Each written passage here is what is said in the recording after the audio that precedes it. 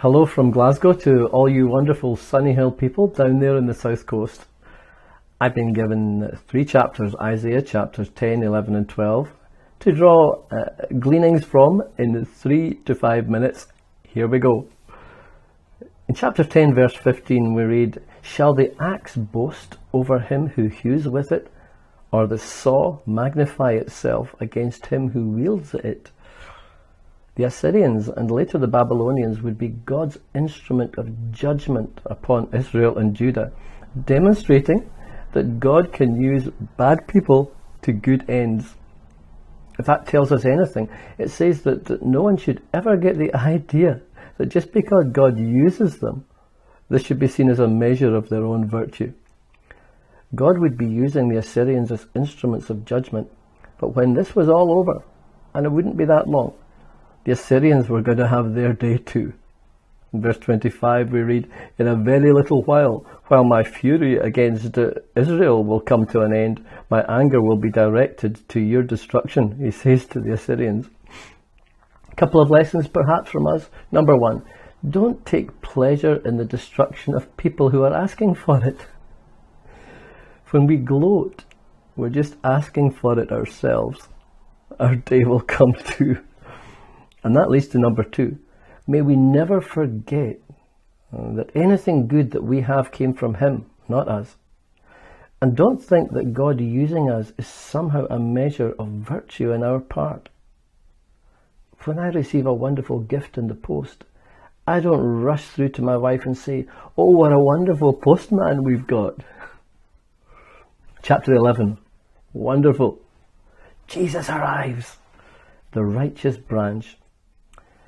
The writings of Isaiah and the prophets can be understood as telescopic, looking forward to the post-Assyrian and post-Babylonian returns from captivity, then further ahead to the arrival of Jesus, and then even further ahead again beyond our time to a still future age when, in verse 9 we read, "The earth shall be filled with the knowledge of the Lord as the waters cover the sea." This is often the case with the prophetic. Distant mountains on the horizon or planets in the sky can appear right next to each other from the perspective of the prophet, even though these mountains or stars may be huge distances apart from each other. In Isaiah, sometimes these landmark moments can appear side by side in the same chapter, even in the same breath. But the greatest wonder for us is that Jesus can be seen in all of them.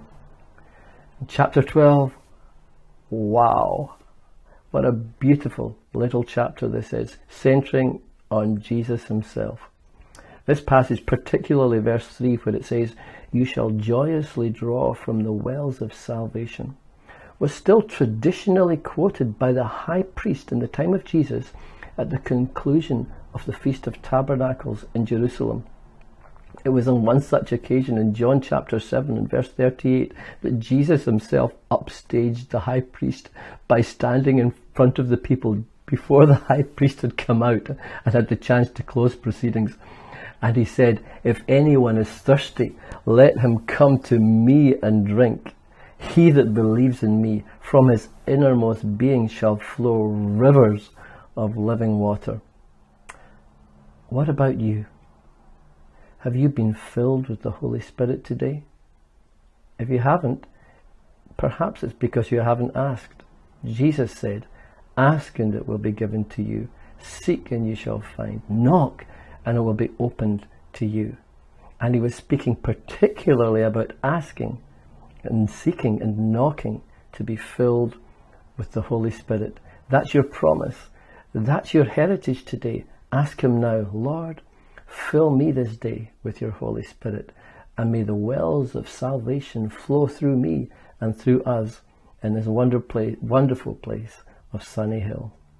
The Lord bless you all.